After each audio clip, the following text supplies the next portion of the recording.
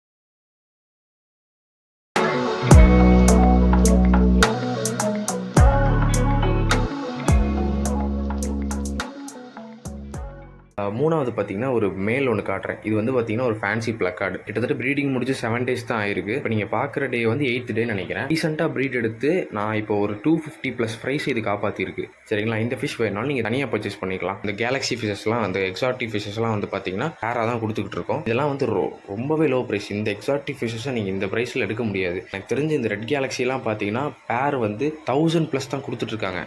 நீங்கள் நினைக்கிற மாதிரி 4 digitல நான் இதை செல் பண்ண போகிறதே கிடையாது. இது நம்ம 3 digit தான் கொடுக்க போகிறோம். ரொம்பவே லோ ப்ரைஸில் தான் கொடுக்க போகிறேன். இந்த மீனோட உண்மையான ஒர்த்து என்னன்னு தெரிஞ்சவங்களுக்கு தான் அந்த ப்ரைஸ் கம்மியாக தெரியும். மீனை பற்றி தெரியாதவங்களுக்கு கண்டிப்பாக அந்த ப்ரைஸ் அதிகமாக தான் தெரியும். எல்லா ஃபிஷ்ஷுமே விலை கம்மியாக தான் கொடுக்க போகிறோம். So don't worry about it. அதெல்லாம் எந்த பிரச்சனையுமே கிடையாது.